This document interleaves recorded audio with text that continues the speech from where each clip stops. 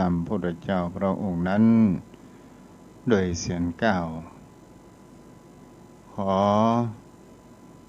นอบน้อมยำพระธรรมคำสอนของพระผู้มีพระภาคเจ้าพระอริยสงฆ์สาวกขององค์สมเด็จพระสัมมาสัมพุทธเจ้าและขอถวายความเคารพนอบน้อมไหวสามายังครูบาอาจารย์พระเถระเจ้าพระภิกษุสงฆ์สามเณรและขอเจริญพรปอออกไปออกศรัทธาโยมป่อโยมแม่ป่อหมอนแม่หมอนป่ออุ้ยแม่ป้าที่ติดตามรับฟังธรรมะยามแรงทางสถานีวิทยุเพื่อการศึกษาพระพุทธศาสนาและวัฒนธรรม 104.5 เมกะเฮิรตซ์ออกจากห้องส่งวัดฝ่ายหินตำบลดอยสุเทพอำเภอเมืองจังหวัดเชียงใหม่โดยเมตตาธรรมของท่านผู้อำนวยการสถานีวิทยุแห่งนี้ได้มอบหมายให้ตนตัวของอาตมะพระครูไพศาลโสตกรเจ้าอาวาสวัดทุ่งปะเกตตำบลหนองหานอำเภอสันทรายจังหวัดเชียงใหม่จัดในนามของคณะสงฆ์จังหวัดเชียงใหม่และคณะสงฆ์อำเภอสันทรายโดยเมตตาธรรมท่านอาจารย์พระครูสมุวิศวัตรวรกิจโจโยมพ่อโยมแม่วันนี้เฮาก็มาอยู่กับกันในยามแรงของวันศุกร์ที่18เดือนมิถุนายนพุทธศักราช2564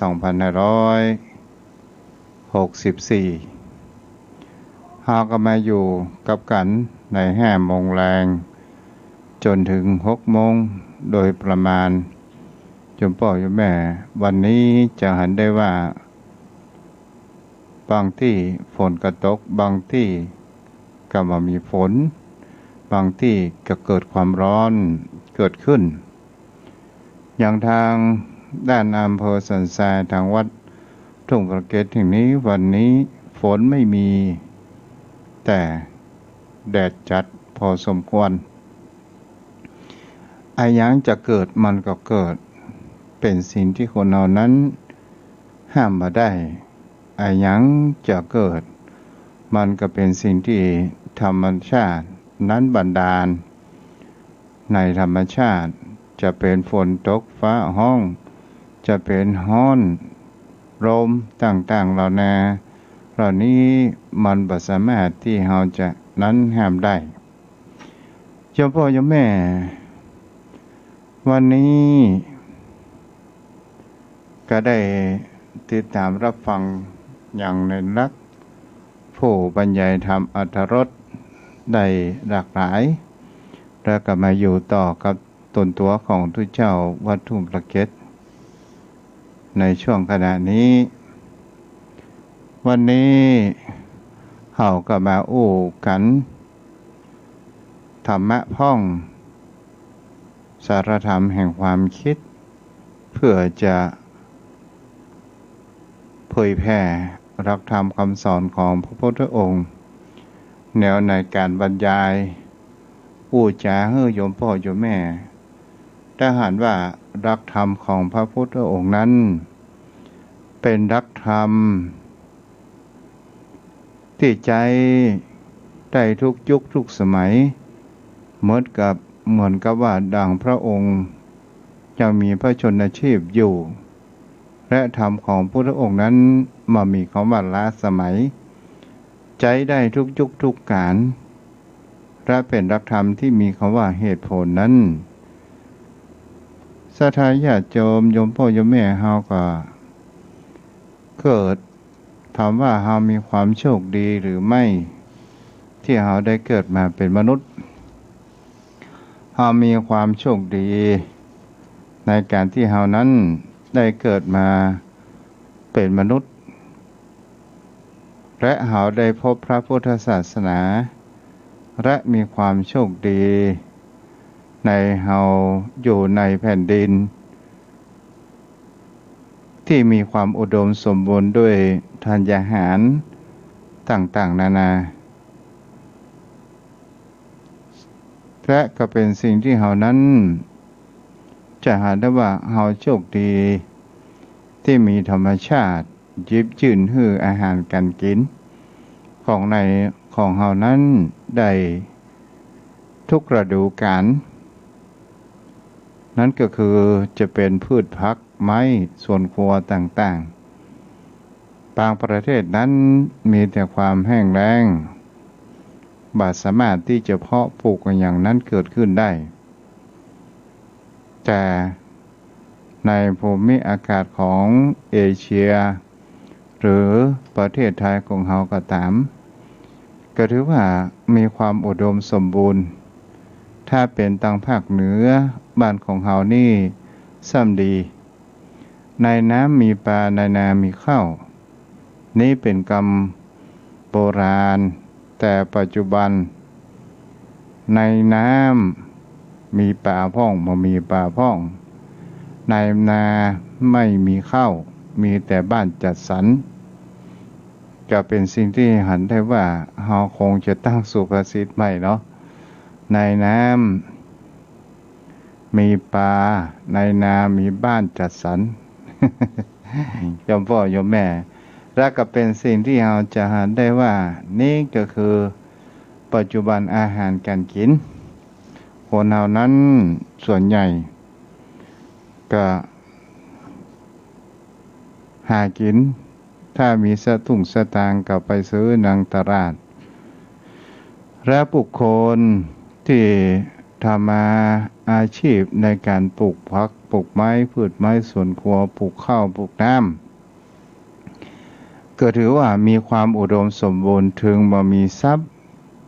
แต่ก็มีความสุขเพราะว่ามีข้าวอยู่ในหลองแต่ปัจจุบันข้าวมาอยู่ในหลองข้าวอยู่ในโรงสีก็เป็นสิ่งที่เราจะหาได้ว่าบางคนนั้นก็ได้เก็บข้าวไว้ในหลองอย่างแท้จริงไม่ได้เอาไปขายมีแต่มันก็มีน้อยส่วนใหญ่นั้นปลูกข้าวแล้วขายแล้วก็ไปซื้อข้าวมาไง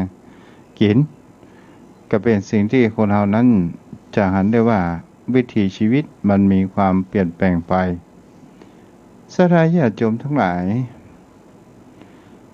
ในวิถีชีวิต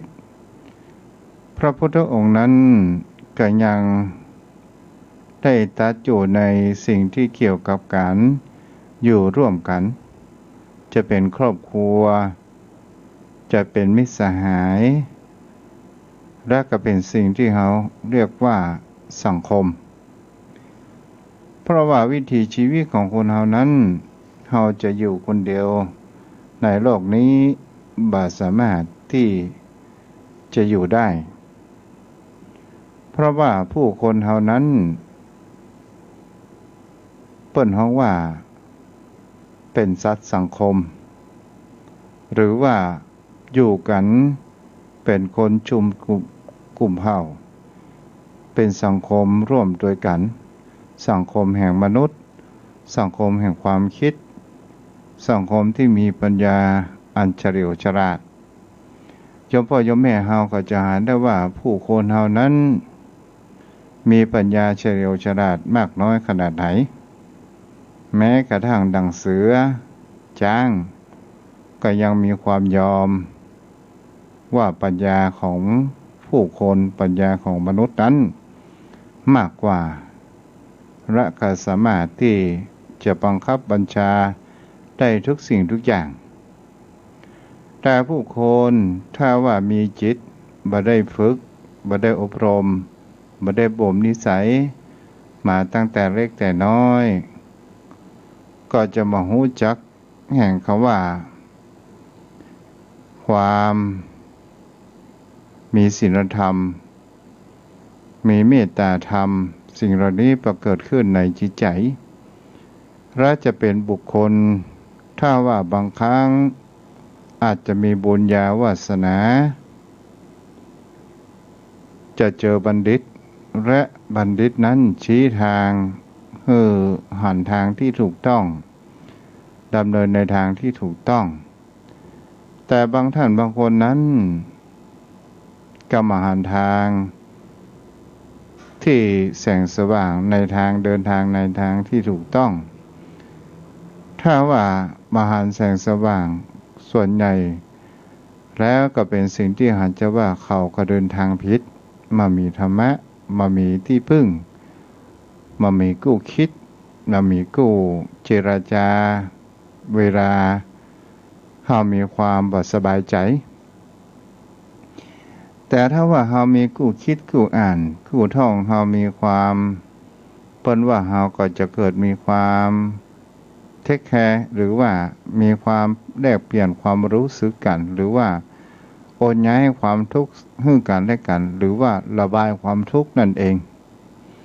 มันก็จะก่อให้เกิดเห็นเขาว่าความสบายใจความสุขใจเกิดขึ้นเจ้าพ่อเจ้าแม่ก็เป็นสิ่งที่คนเฮานั้นจะเห็นได้ว่าทางหนทาง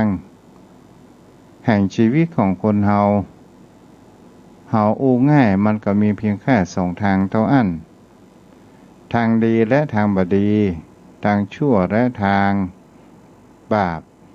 ทางกรรมดีและทางกรรมชั่วมันก็มีสองเส้นทางเท่านั้นแต่เราจะเลือกทางเดินใดนั้นก็เป็นสิ่งที่คนเรานั้นก็เป็นผู้เลือกแห่งกรรมหนึ่งบางครั้งเมื่อเราเป็นวัยหนุ่มๆเราอาจจะมีการเลือกในทางที่ถูกต้องและปั้นปลายชีวิตเราเดินทางหลงทางเดินทางผิดเราก็จะหันเป็นสิ่งที่หันได้ว่ามันผิดไปแต่บางคนก็เดินทางในถูกต้องตั้งแต่ยามเป็นละอ่อนไปจนถึงเป็นผู้รักผู้ใหญ่เดินทางในที่ถูกต้องในที่นี้ก็หมายถึงว่าเดินทางรู้ว่าสิ่งนี้เป็นประโยชน์สิ่งนี้ไม่ได้เป็นประโยชน์สิ่งนี้เป็นบุญกุศลสิ่งนี้ไม่ใช่บุญกุศลบางคนนั้นก็เดินทางผิดตั้งแต่เริ่มต้นแต่ปลายทางนั้นเดินทางในทางที่ถูกต้องก็โดยการที่ว่ามีจิตสำนึกได้หันวิถีชีวิตมีประสบการณ์ที่ผ่านมาต่างๆแล้วหันว่านี้เป็นสิ่งที่มันประเกิดประโยชน์ในชีวิตตนตัวของเราเองมันไม่ได้เป็นทางที่จะทำให้เรามีความสุขจิตใจเราหันแล้วเราเปลี่ยนทิศในทางที่ถูกต้องในการที่เรานั้นได้ฟังธรรมะได้แลกเปลี่ยนความคิดได้สนทนาธรรมได้ประพฤติศีลกินทานและเราก่อให้เกิดแห่งความสุขอย่างเช่นเรามีความประพฤติศีลเปลี่ยนแปลงแต่ก่อนนั้นเราเป็นคนที่บ่เอาไหนเรื่องศีลก็มาเอาแต่สุราแล้วกลับบ้านมามีแต่ความเดือดร้อนและวุ่นวายครอบครัวนั้นก็มีความยากจนฐานะไปทำการทำงานมาก็เหมือนเขาว่าเอาสตางค์นั้นไปซื้อกินเหล้ากินยาแต่ไม่ได้จนเจือครอบครัวมากนักสักตัวใดและหันว่ามันบ่เกิดประโยชน์ได้หันมาในการที่ว่าหยุดยั้งในการกินเหล้าหรือว่าหยุดยั้งลดผ่อนปลนลงกินเหล้าน้อยๆอย่างนี้เป็นสิ่งที่เราจะหันได้ว่าครอบครัวนั้นก็มีความสุขและมีความอบอุ่นและก็มีความกำลังใจเป็นคนดีได้วิถีชีวิตของคนเรานั้นมันไม่มีความแน่นอนที่เกิดขึ้นมันขึ้นอยู่ในสิ่งที่ว่าจิตใจของเรานั้นจะเลือกทางเดินใดต้องอั้นมันมีภัยเป็นผู้ริคิดมันมีภัยเป็นผู้กระทำให้เราทั้งสิ้นมีแต่เราเป็นผู้กระทำเองเป็นผู้กระทำเองเราจะเห็นได้ว่าผู้คนเราทั้งหลายบ่ชอบในการบังคับกดขี่ ข่มเหงต่างๆนานาและก็เป็นสิ่งที่คนเฮานั้นจิตใจจะมีการปฏิเสธอยู่เสมอเกี่ยวกับการที่พวกเขาว่าเผด็จการหรือว่าบังคับบัญชาโดยการที่ว่าเฮาบ่มีอิสระทางด้านความคิดบ่มีอิสระทางด้านร่างกายผู้คนเหล่านั้นก็จะมีคำว่าโต้ตอบทางด้านจิตใจทางด้านความคิดต่างๆนานานั้นเกิดขึ้นนี่แหละสิ่งเหล่านี้เราจะเห็นได้ว่าทุกสิ่งทุกอย่างเราเป็นผู้กระทำนั่นเองในสิ่งที่คนเรานั้นที่เราจะเห็นได้ว่าที่พระพุทธองค์นั้นได้เกี่ยวกับการรักธรรมที่อยู่ร่วมกันซึ่งในวันนี้ตุเจ้าก็ได้อ่านหนังสือในพระไตรปิฎกอังคุตระนิพนธ์เอาไว้อุกตระนิกายอังคุตระนิกายที่มันพันกันนะโยมพ่อโยมแม่ในพระสูตรเกี่ยวกับรักธรรมที่พระพุทธองค์นั้นได้โปรดเมตตาได้แสดงให้คหบดีคนหนึ่งผู้ที่ทำธุระระหว่างเมืองมัทุรากับเมืองเวรัญชาในสมัยอดีต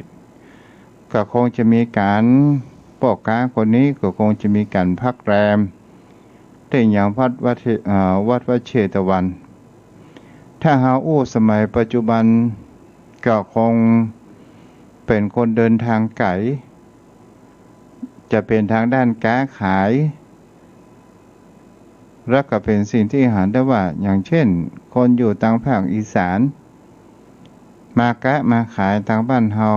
ที่พักบ่มีนอนวัดนอนวาถ้าจะนอนโรงแรม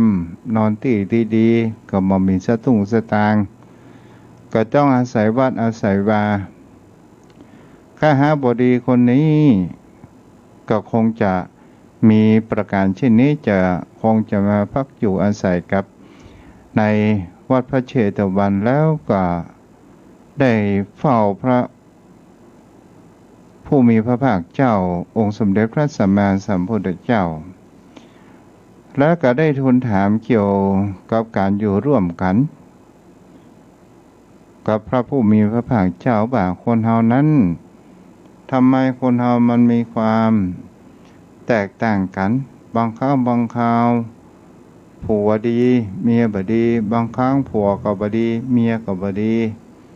มันเป็นเพราะเหตุใดฮะพระพุทธองค์นั้นก็ได้ยกเรื่องเกี่ยวกับการ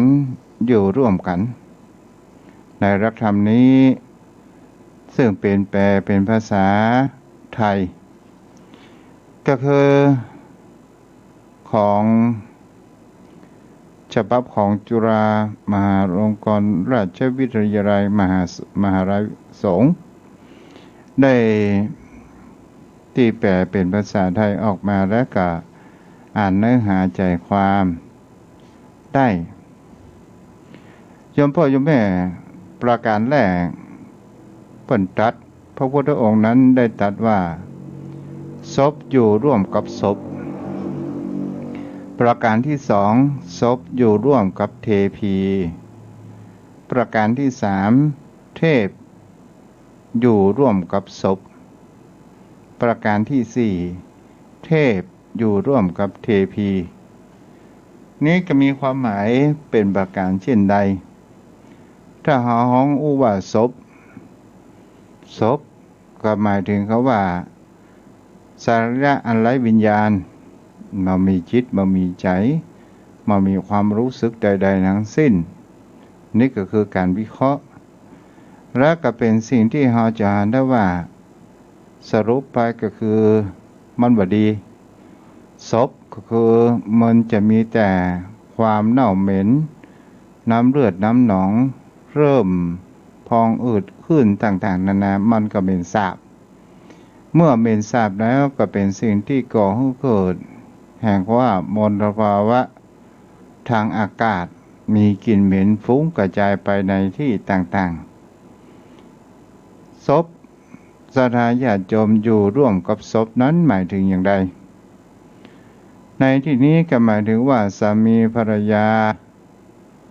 ผู้ทุศีลก็คือหมายถึงว่ามันมีศีลมันมีธรรมเป็นคนที่ประกอบสิ่งที่เป็นอกุศลประพฤติทางด้านทุจริตทางกายวาจาและจิตใจต่างๆนานาถ้าเป็นภาษาบ้านเฮาเหมือนเขาว่าเตโจยาโม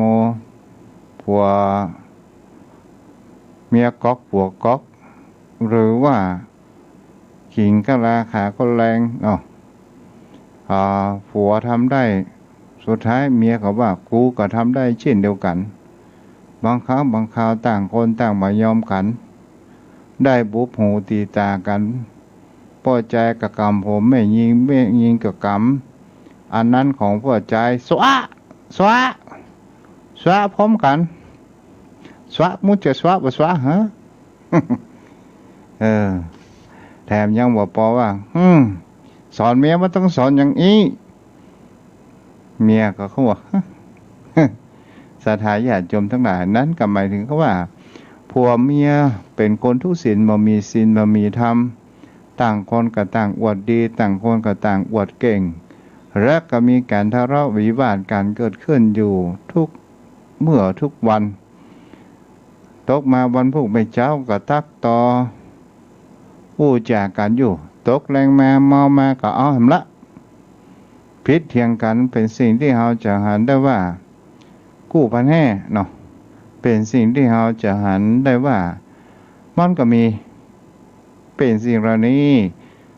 ข้อแรกนี้เปิ้นเฮาว่าศพอยู่กับศพอยู่ร่วมกับศพนี่โยมพ่อโยมแม่ก็ลองตึกตองได้พิจารณาดูเด้อต่อมาประการที่สองก็คือรักถามว่าศพอยู่ร่วมกับเทพีนั่นก็หมายถึงว่าสามีนั้นเป็นคนทุจริตเป็นคนที่บดีเป็นคนที่ไม่มีศีลไม่มีธรรมชอบเอาเรื่องต่างนอกบางครั้งบางคราวเป็นเรื่องงานมาระบายลงอารมณ์ที่เมียที่ลูกที่เต้านั่นก็หมายถึงว่าบางครั้งเก็บกดตังเจ้านายต่างการงาน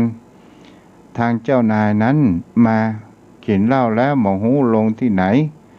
ก็ไปลงที่ลูกบางครั้งก็ไปลงที่เมียบุบหูตีตาเมียโดยการที่ว่าหมอหูอีโนอีเน่หยังแล้วก็มาลงโดยการที่เอาเรื่องเก่าๆออกมาฟื้นและมาพิษเพียงด่ากันแต่เมียนั้นเป็นคนมีศีลมีธรรมเมียก็เป็นคนที่ไม่มีความโต้ตอบใดๆทั้งสิ้นและก็เป็นสิ่งที่จะหันได้ว่าเมียนั้นก็มีความว่าน้ำอดน้ำพลเป็นอย่างดีสุดท้ายบางครั้งบางคราวก็บ่สามารถที่จะร่วมกันได้นั่นก็เป็นสิ่งที่คนเฮานั้นก็หันได้ว่าผัวเป็นคนทุศีลแต่ภรรยานั้นเป็นคนที่มีศีลมีธรรมอย่างนี้เป็นสิ่งที่คนเฮานั้นก็มีคู่ประการเช่นนี้ต่อมาศรัทธาญาติโยมทั้งหลายประการที่สามนั้นเทพอยู่ร่วมกับศพนั้นก็หมายถึงว่าสามีเป็นคนมีศีลธรรมแต่ภรรยาเป็นโคทุศีลหมายถึงว่าปัญญาพ่อใจนั้นเป็นคนที่มีใจเย็นและก็มีสติอยู่เสมอและเป็นคนที่บ่ชอบร้อต่อท้อต่อเถียงแต่ภรรยานั้นเป็นคนที่จะหันได้ว่าเป็นคนทุศีลจาก็คือบางครั้งบางคราวไปกินเหล้ากินยาอย่างมาลงที่ผัวระบายลงที่ผัวบางครั้งบางคราวได้ยินข่าวเขาเล่าขวัญนินทามาลงที่ผัวบางครั้งบางคราวกับปอใจด่าผัวใจผัว ต่างๆนานาเกิดขึ้นโดยการที่ว่ามาโหตัวเองว่านั้นเป็นภรรยาและกับบางครั้งบางคราวก็เป็นสิ่งที่จะเนี่ยอย่างน้อยสมัยเตอไอสมัยเตอบางครั้งบางคราวอารมณ์บดีหัวกูเนี่ยโอ้ตึงเหมือนเนี่ยอย่างเสื้อผ้าอาภรณ์กับบาซักอย่างอี้ล่ำมาเหลือตายการเรือไปปะผัวบางเตื้อผัวก็เรือน้ำอดน้ำทนสูมาดาข้าอย่างล่ำมาเหลือฮะได้เอาเสียดีจ้ามิบ่ได้สวยอย่างกับผ้ากว่าสวยยังมาซักกับกูบอกแล้วว่ากูจึงจะซักเอาเสียดีก้ามามีไหนไอ้ยังมีไหนผงซักผ้านะมีที่ไหนเอามา สุดท้ายก็ต้องยอมเมียอย่างนี้เป็นต้นอะไรโยมพ่อโยมแม่ประการต่อมาประการสุดท้ายก็คือเทพอยู่ร่วมกับเทพีก็หมายถึงคำว่าสามีภรรยาที่มีศีลธรรมเสมอกันพอใจก็ตามไม่ยิงก็ดีเป็นคนที่มีคำว่าศีลธรรมเป็นคนที่มีความเมตตาธรรมอยู่สม่ำเสมอสิ่งเหล่านี้เราจะหันได้ปรากฏอยู่บนโลกใบนี้ซึ่งเป็นสิ่งที่เรานั้นก็จะหันกันได้มันก็มีทุกหมู่บ้านมันก็มีทุกที่ทำไมวันนี้รู้สึกว่าอู้ลิ้นปันกันนะทำไมถึงมีทุกที่ทุกหนทุกแห่งก็เพราะว่าคนเฮานั้นมันมีพื้นฐานแห่งคำว่าอัตตาอีโก้หรือว่าแห่งคำว่ากิเลสตัณหาต่างๆเหล่านี้เป็นสิ่งที่คนนั้นก็จะหันกันได้เขาจะหันได้ว่าคู่ที่สี่ก็คือเทพอยู่กับเทพีหมายถึงคำว่าคนเฮานั้นอยู่ด้วยกันโดยมีความว่าศีลธรรมเอื้อเฟื้อเผื่อแผ่กันเฮามีปัญหาอย่างกันเฮาก็อู้กันงอนแล้วเฮาก็หาทางที่จะออกแห่งคำว่าวัฏฏะวังวนแห่งปัญหาสิ่งเหล่านั้นได้มันก็จะทำให้จิตใจของเฮานั้นอยู่ร่วมกันและเฮาก็ฝากพี่ฝากไข้ดูแลซึ่งกันและกันตลอดมาว่าโยมพ่อโยมแม่บางท่านบางคนที่รับฟังอยู่ผัวก็ฟังธรรมะภรรยาก็ฟังธรรมะลูกเต้าเหล่าหลานก็ฟังธรรมะก็ถือว่าครอบครัวนั้นมีหัวใจเป็นธรรมะครอบครัวนั้นมีแต่ความอบอุ่นครอบครัวนั้นมีปุญญาธิการที่ได้เกื้อหนุนกันมาในอดีตชาติและเราจะเห็นได้ว่ามันก็ก่อให้เกิดแห่งความรักใคร่แห่งความสามัคคีกันนั่นเองนี่แหละโยมพ่อโยมแม่เราจะหันกันได้ว่าคู่แท้แห่งชีวิตของคนเรานั้นมันก็มีต่างๆนานาเกิดขึ้นถึงว่าตู้เจ้านั้นมามีประสบการณ์ทางด้านครอบครัวแต่ตู้เจ้านั้นก็มีประสบการณ์ทางด้านลูกศิษย์ลูกหาก็พอที่จะรู้ความเป็นมาเป็นไปแห่งเขาว่าชีวิตครอบครัวนั้นได้ชีวิตครอบครัวนั้นก็หมายถึงเขาว่าเป็นชีวิตที่มันมีพันธะเป็นชีวิตที่มีความห่วงใยซึ่งกันและกันนั่นเองแต่วิถีชีวิตของพระสงฆ์องค์ข้าเจ้านั้นก็มีพันธะเช่นเดียวกันถ้ามีลูกศิษย์ลูกหาแล้วก็ต้องเป็นห่วงลูกศิษย์ลูกหาเปิ้นเฮาว่าภารกิจอันใหญ่หลวงของพระสงฆ์ผู้รับหน้าที่เป็นเจ้าวาด1ต้องรักวัดให้เหมือนบ้าน2รักศรัทธาชาวบ้านเหมือนพี่เหมือนน้อง3รักลูกศิษย์ลูกหาเหมือนลูกตัวเอง รักพระพุทธศาสนาเหมือนรักชีวิตตัวเก่าเนื้อศรัทธาญาติโยมเป็นสิ่งที่คนเรานั้นก็จะหารกันได้ว่าอันนี้ก็คือหน้าที่ของเจ้าอาวาสเราก็ลองสังเกตดูว่าเจ้าอาวาสบางวัดนั้นเพิ่นก็มีการพัฒนาทางด้านจิตใจทางด้านบริเวณอาคารสถานที่ทางวัดทางวาบางครั้ง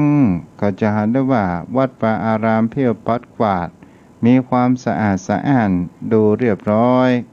แต่บางวัดบางวาพระสงฆ์องค์เจ้ามีน้อยนิดก็บ่สามารถที่จะพัฒนาไปได้ทั่ววัดทั่ววามีตู้เจ้าตู้ลุงตนแก่อยู่ตนหนึ่งวัดวาอารามบางครั้งบางคราวก็เก็บกวาดบ่สามารถจะดูแลไปทั้งหมดได้ในเฮือสถานญาติโยมทั้งหลายถ้าว่าวัดไหนมีตู้ป่อตู้ลุงตนแก่อยู่วัดอยู่วาอารามคนเดียวเฮาก็ไปเยี่ยมไปใจและเฮาก็ไปทำบุญเพียบปัดกวาดห้องเนี่ยก็เป็นสิ่งที่คนเฮานั้นสามารถที่เฮาจะทำบุญกุศลในการที่เฮาทานเรี่ยวแรงเฮาก็จะมีพละกำลังเกิดขึ้นเนาะโยมพ่อโยมแม่ยังมีเวลาเหลืออยู่และเฮาจะเห็นได้ว่าวิถีชีวิตของคนเฮาสิ่งที่พระพุทธองค์บอกไว้ว่าสิ่งที่คนเฮานั้นมีความปรารถนามีความรักใคร่มีความที่เฮาชอบสิ่งที่คนเฮานั้นหวังจะสมหวังนั้นสิ่งที่มันเป็นไปได้ยากโยมพ่อโยมแม่ก็ลองมารับฟังนี้มันมีอย่างพ้องที่มันจะก่อให้เกิดได้ยากมันจะเหมือนดังความคิดความฝันของคนเฮานั้นมันเป็นไปได้ยากมันมีอย่างพ้องโยมพ่อโยมแม่เฮาจะหันวิถีชีวิตความเพ้อฝันความวาดฝันหมู่ลอยวาดวิมานบนสวรรค์ต่างๆนานาเหล่านี้และก็เป็นสิ่งที่คนเรานั้นเปิ้นเฮาว่าสุดท้ายมันก็บ่มีความสมบูรณ์แบบ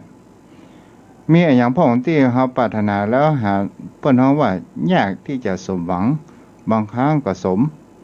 บางครั้งก็สมหวังบางครั้งก็บ่สมหวังประการแรกก็คือความปรารถนาขอให้มีทรัพย์ศรัทธาญาติโยมทั้งหลายภายพ้องที่จะมีความว่าโอ้เกิดจากนี้ขอให้มีฐานะยากจนอย่างนี้ก็คงจะบ่มีคนทุกคนนั้นก็มีความปรารถนาขอให้มีทรัพย์สินเงินทองตลอดจนถึงเขาว่าอริยทรัพย์ทรัพย์อันประเสริฐเกิดขึ้นในจิตในใจแต่ผู้คนเฮานั้นต้องการทรัพย์ภายนอกเป็นเงินทองนั้นเป็นทรัพย์สินมรดกกันเป็นส่วนใหญ่ศรัทธาญาติโยมเฮาก็ลองสังเกตเวลาเฮามาวัดวาอารามโยมพ่อโยมแม่จุดธูปจุดเทียนไหว้พระบางครั้งบางคราวเฮาปรารถนาว่าโอ้ขอให้มีความโชคดีเด้อหวดหน้า2ตัว3ตัวขอให้มีเงินมีทองเด้อศรัทธาญาติโยมทั้งหลายส่วนใหญ่คนเฮาจะปรารถนาในสิ่งเหล่านี้แต่ถามว่ามันสำเร็จก่อถ้าว่าปรารถนาแล้วมันสำเร็จปัจนี้คนเฮาก็ต้องมีความรวยเหมือนกันทุกคนทุกคงจะบ่มีคนยากคนจนก็คงจะหมดไปแต่มันเป็นไปได้ยากที่มันจะเกิดขึ้นแต่สิ่งที่คนเฮานั้นควรที่เฮาจะปรารถนาก็คือความสุขขอให้สุขภาพแข็งแรงกาขอให้มีอายุมั่นยืนยาวกาขอให้หันพระธรรมขององค์สมเด็จพระสัมมาสัมพุทธเจ้าหันสัจธรรมแห่งชีวิตกาอันนี้ถูกทางที่ถูกต้องแต่เฮาขอทรัพย์สินเงินทองศรัทธาญาติโยมทั้งหลายมันเกิดขึ้นได้ยาก ถ้าคือมาย้อยแน่มันก็บ่ได้เงินมาเป็นสิ่งที่คนเหล่านั้นกะยานหันอย่างแท้จริงบางท่านบางคนก็บอกว่าตู้เจ้าก็อู้ได้กะเปิ้นเอามาถวายให้ตู้เจ้าแต่ศรัทธาญาติโยมทั้งหลายแม่นตู้เจ้าบ่มีคำว่าสิทธิ์เถียงบ่มีคำว่าต่อร้อต่อเถียงบ่มีสิทธิ์ที่จะเถียงใดๆทั้งสิ้นแต่ปัจจัยเงินทองที่ศรัทธาญาติโยมทำบุญนั้นถามตรงๆกับว่าบัดได้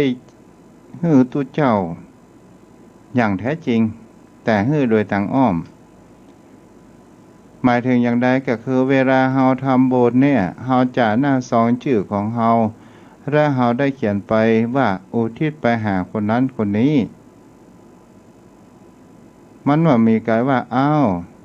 เฮาเขียนชื่อแล้วเฮาบอกว่าอันนี้ถวายเป็นส่วนตัวให้แต่พระคุณเจ้านะพระคุณเจ้าจะใช้อะไรก็บอกมาได้หรือว่าใช้อะไรก็ตามปัจจัยที่โยมถวายอันนี้ก็เป็นสิ่งที่จะหันได้ว่ามันก็เป็นทรัพย์มาโดยทางอ้อมเพราะว่าอย่างเพราะว่าเจตนาของศรัทธาญาติโยมนั้นบริจาคทรัพย์เพื่ออุทิศบุญแล้วถามว่าพระสงฆ์องค์เจ้าได้จตุปัจจัยมาเอาไปทำอย่างใดก็มีอย่างแต่งวัดแต่งวาอย่ามันถึงว่ารักวัดบุญบ้านแต่งวัดแต่งวาอย่าศรัทธาญาติโยมทั้งหลายบางคราวลูกพระลูกเนนมามีอายังยินจะเอาสตางค์เนี่ยจ่ายเวลาเจ็บเป็นยืนอุ่นบ่สบายก็ปัจจัยส่วนนี้ละเอาไปหาหมอตามคลินิกแต่ถ้าว่าไปหาโรงพยาบาลรัฐก็บ่เสี่ยง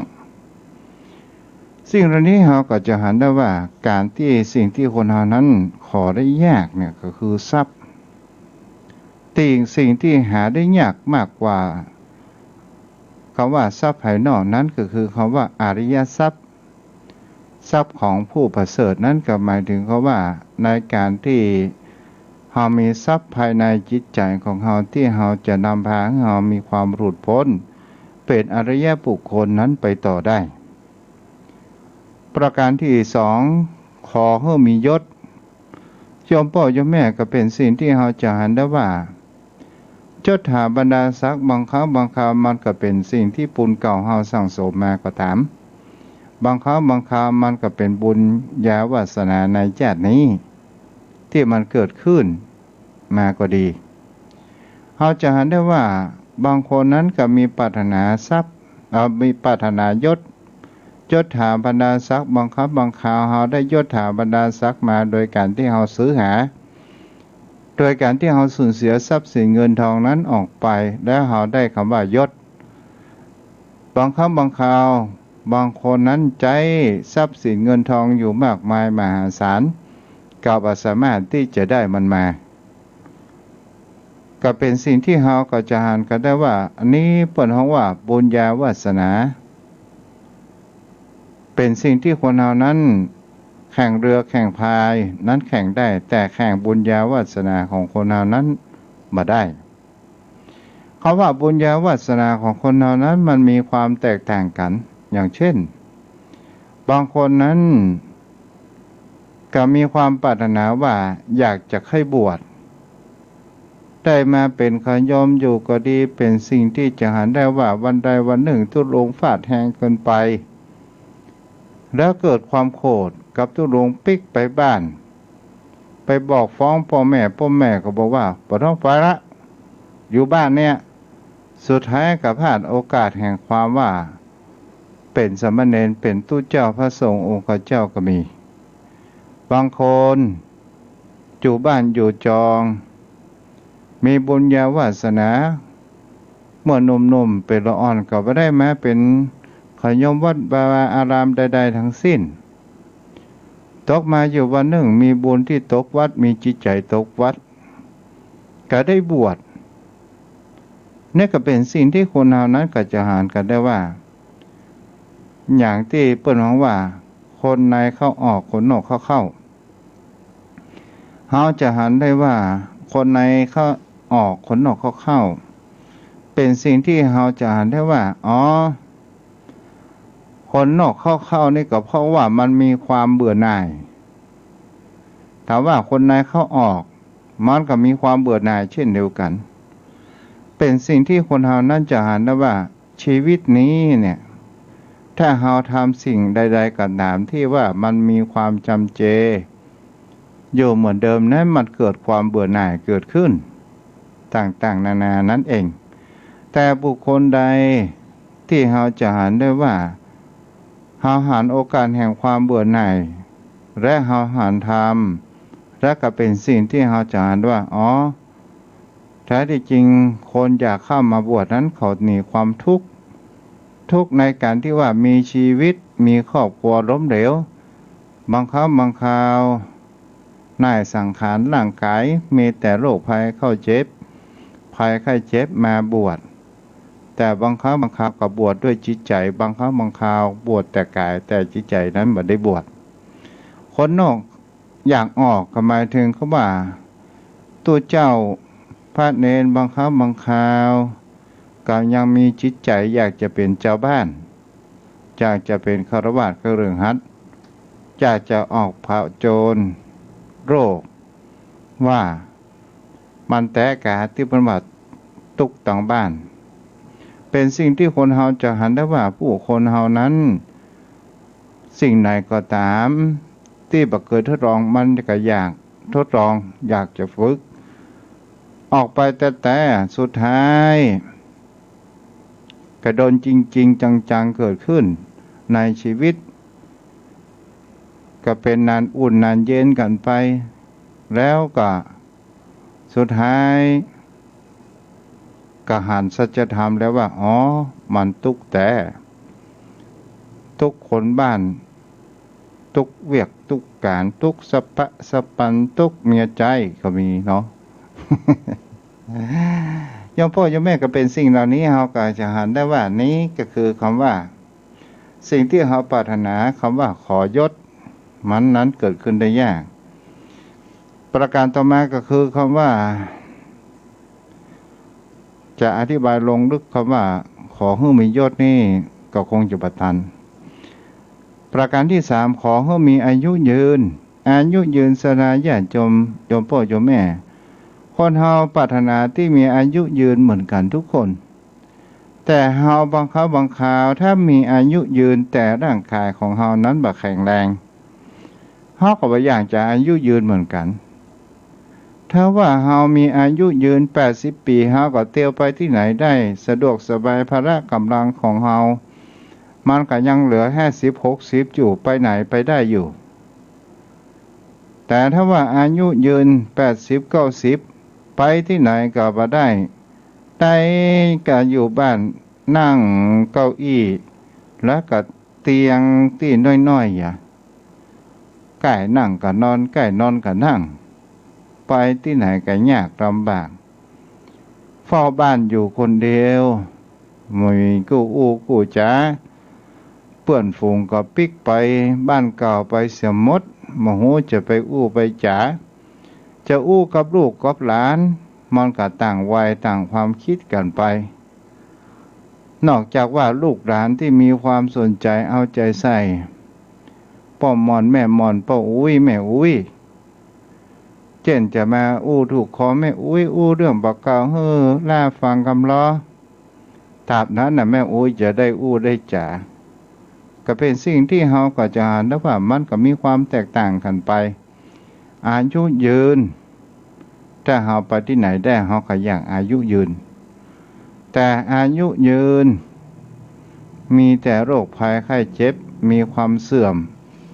มาในชีวิตเฮาบางคราวอยู่เมืองมันก็ใกล้เหมือนกับแม่หมอนที่เป็นคนอมก๋อยที่มาอยู่ต่างแม่ลีมเนี่ยแต่ก่อนเพิ่นโทรมาอยู่บ่อยครั้งบัดเดี๋ยวนี้เพิ่นปิกไปบ้านหรือว่าอยู่ที่นี่ก็บ่ฮู้เนาะเพิ่นเขาว่าโอ้ยอยู่เมืองใกล้ว่ะใกล้มันก็ให้ใกล้แต่นะโยมพ่อโยมแม่เนาะเจ้ามาก็หันตื่นเจ้ามาก็หันบ้านจะรับก็หันบ้านมันก็มีแต่เนี้ยเนาะ ต่อมาก็คือประการที่สี่สิ่งที่คนเฮานั้นปรารถนาที่มันจะเกิดขึ้นได้ยากถ้าตายแล้วขอให้ไปเกิดสู่สุคติบนโลกสวรรค์สาธารณญาติโยมทั้งหลายใครพ่องที่อยากจะไปเมืองนรกอยากจะไปแอวเมืองนรกทัวนรกก็คงจะมามีคนเฮาทุกคนก็อยากที่จะไปเกิดในที่ดีบนสวรรค์ฟ้าต่างๆนานาเกิดขึ้นแต่สิ่งเหล่านี้เฮาจะเห็นได้ว่าถ้าเฮาทำบ่ดีเฮาสร้างอิทธิพลสร้างความบ่ดีไว้กับบนโลกใบนี้อยู่มากมายในสังคมในครอบครัวประหัตประหารฆ่าคนอื่นพอพอใจฆ่าและบอกเคยฆ่ากิเลสของตัวเองต่างๆนานาเกิดขึ้นสุดท้ายปรารถนาจะไปสวรรค์มันก็คงเป็นไปได้ยากเนาะโยมพ่อโยมแม่เอาละวันนี้หมดเวลาแล้ววันคืนวันพุธหน้าวันพัดกับวันศุกร์5 โมงจนใกล้ๆ6 โมงก็มาปะกันใหม่เนาะเอาละโยมพ่อโยมแม่ที่อยู่ทางบ้านก็เตรียมกดเบอร์โทรศัพท์กันเข้ามาเด้อมาสนทนาอู้จากันว่าวันนี้เป็นอย่างไรพ่องสุขสบายดี